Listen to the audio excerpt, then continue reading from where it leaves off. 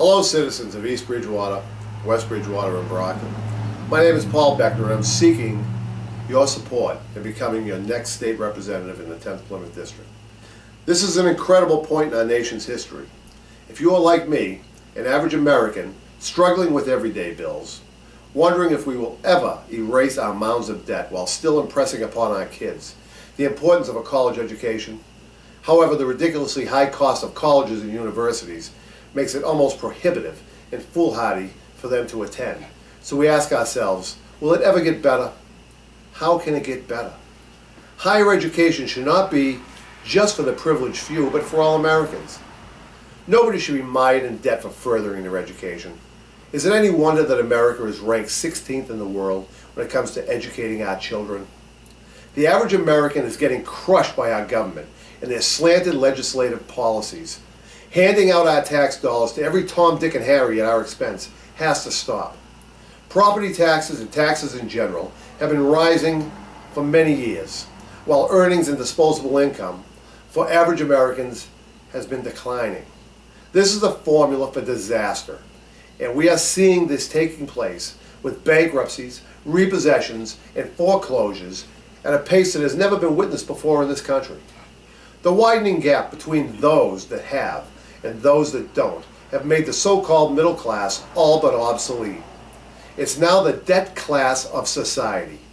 I just read today that the average cost of health care in Massachusetts is $7,500 per individual. This Obama plan has made it more costly, not more affordable. It wasn't supposed to be this way. So how do we turn the tide on this oppressive cycle of greed and callousness? The first step is to start voting in every type of election.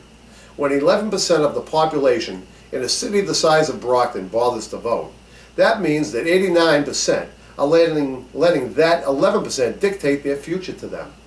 How is this occurring? Well, those who serve as our legislators and are in it for their own self-serving purposes prefer fewer people to vote. Why? Because it's easier to identify the vote with fewer voting. That's how they stay in office for life.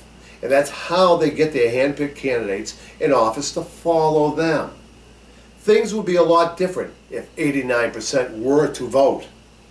You see, most people don't think their vote counts and are disgusted with our politicians and our government in general. I can see why. But seriously now, what the hell is it going to take for the 89% to rise up and say enough is enough? In this election, you have a choice. To select a candidate such as myself, who is dedicated to serving you and what is really best for you, who is willing to passionately pursue and uncover the billions of dollars in tax revenue wasted by our state, they can then be distributed back to the communities for our seniors, veterans, schools, roads, and public safety. We can't keep raising taxes. It's irresponsible and lazy. My two Democratic opponents each think the unconstitutional automatic gas tax that was enacted by our legislature last year, and most people don't even know about this, is a good idea. Ms. Curtis favors the power plant also, and Ms. Du Bois has voted to raise our taxes every year she has been in office and said at one point that she felt she was forced to. She is proud of having supported the local food and beverage tax, which is nothing more than a tax on top of a tax.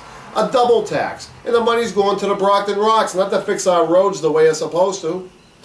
So will it be a taxaholic or someone like me who has been fighting to lower your taxes? The only way to spur economic growth is to make it attractive for businesses to move to the area. Our astronomical tax rates are simply prohibitive. The South Shore is mired in a depression, and it's time we fought back. I'm not in this for myself, folks. Like some people obviously are, I'm in this for you. Go to BeckForRep.com, see my 11 points of priority. They're too long to read here and you won't watch anyway. As Robert F. Kennedy said in 1966, when a man stands up for an ideal, or acts to improve the lot of others, or strikes out against injustice, he sends forth a tiny ripple of hope. In crossing each other's from a million different centers of energy and daring, those ripples build a current that will sweep down the mightiest walls of oppression and resistance. Those words ring true today as they did in 1966. Vote for Paul Beckner, BeckForRep, on next Tuesday, September 9th. You can't afford not to. Thank you for your attention. God bless.